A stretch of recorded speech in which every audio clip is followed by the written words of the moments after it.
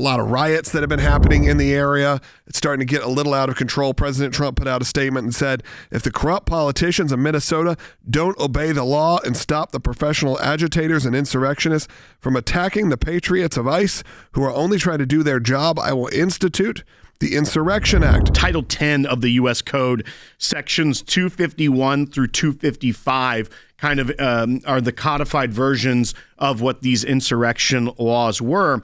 And 252, section 252, really is what is applicable here because it says, whenever the president considers that unlawful obstructions, combinations, or assemblages or rebellion against the authority of the United States make it impractical to enforce the laws of the United States in any state by ordinary course of judicial proceedings, he may call into federal service such of the militia of any state, the National Guard here, and use such of the armed forces as he considers necessary to enforce those laws or to suppress the rebellion. Now, what's key here is that this has generally been seen as a very broad law, that the term rebellion is not defined. So that kind of infers that it is up to the president. Yeah. This is one of the few instances that the Posse Comitatus Act, which bans the use of the military for civil enforcement of law, is accepted. This obviously comes at a very, very intense time in terms of Minnesota in general, President Trump in general. Same time, Governor Walz is telling Trump to turn down the temperature. It feels like that's the ongoing thing that we've heard, is turn down the temperature on a situation. I think, sure, that's good advice. I would love that to happen. But the streets say otherwise. And this is also what differentiates it between what happened in California and what is happening in Minnesota. In California, Governor Newsom was criticizing the policies of the president. And he was saying, no, we don't need the National Guard because we've got it and we're taking care of it. So that was the argument there, that we are taking care of it, but also we don't think that you should be sending ICE here. When you look at what Governor Walz is doing, he is calling on the citizens to resist the federal government. The ICE agents that are enforcing legally deportation orders, going after people that are here illegally, that is their job. And they are allowed to do that. When you have a state that is actively, not just within their own policies, but also within directing their citizenry and their constituents to resist, you do get into an area where it seems like an Insurrection Act to put down a rebellion could be a logical use here. And so I want to hear, this is from last night. Governor Walz played a pre-recorded message on social media, supposed to look live. They had some tech issues. It happens. We've all been there, but not necessarily the finest moment at that point. But here's some of the rhetoric that he was saying last night. This wasn't a moment where he said, President Trump needs to bring down the temperature, but he is still instructing his citizens to push back. That isn't going to help anyone. That's only going to give more credibility to the use of something like an Insurrection Act. You're angry. I'm angry. Angry is not a strong enough word, but we must remain peaceful. Second, you are not powerless. You are not helpless, and you are certainly not alone. All across Minnesota, people are learning about opportunities, not just to resist, but to help people who are in danger. Thousands upon thousands of our fellow Minnesotans are going to be relying on mutual aid in the days and weeks to come, and they need our support. Not his government saying we're going to go to court and we're going to try to get an injunction against this.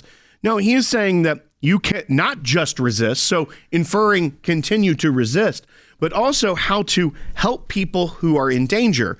Many of those people, I assume, are illegal migrants that are there that have deportation orders against them. So when he says this is of the president's doing, in this address, he also said he wants more of this chaos. He wants more of this. What is chaotic is that the government of Minnesota is resisting.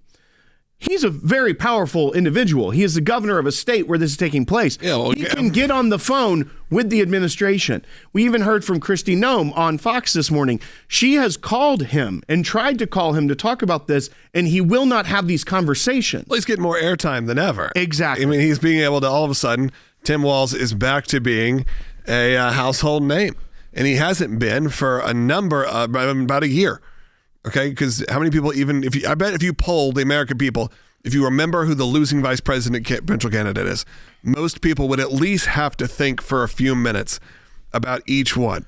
I mean, we could go back and go, okay, well, who was Mitt Romney? So Paul Ryan, yeah, that's okay. Now let's go back. Who was Al Gore's and Joe Lieber? No, who was SNL even did that whole skit about Tim Kaine. Tim Kaine, that's right. One election cycle prior, and the whole joke was no one knew who he was. Right, and now you have Tim Walz, who had to have some egg on his face for a moment, saying, I'm going to not run for a third term.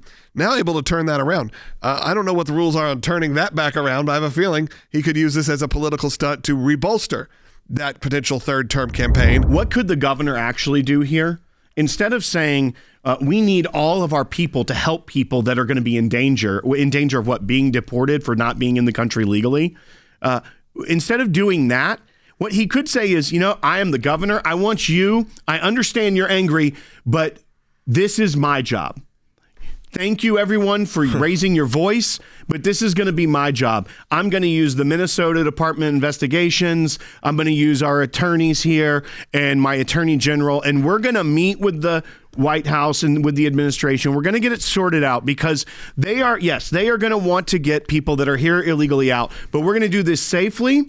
And we're not going to have this. We're even saying we're not going to have them go door to door. We're going to work with them to get the people that are in our jails out. But instead, he's enlisting his people to resist and to he's invoking this kind of World War II era, like you're going to have to take people into your homes as if this is a Holocaust situation. He has said that ICE is the Gestapo before.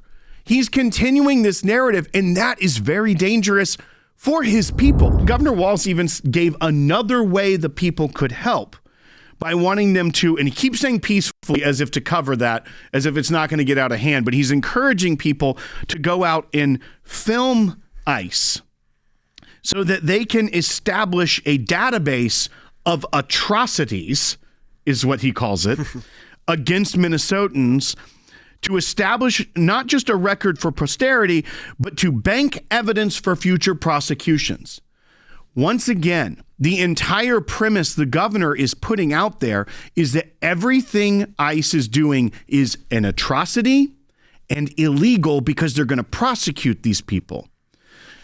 This is not a situation where when he's telling people to be peaceful, he's ratcheting up the rhetoric even more, saying that we need a database of atrocities against Minnesotans.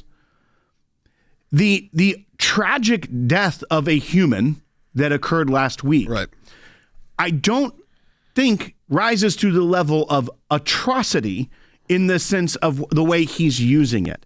He is trying to make it, as we've said, he is using that Nazi rhetoric. Yeah, big broad. Constantly. This is not me overstepping, saying he's trying to make these ties. That is his goal, and that is where it is going to make people more agitated.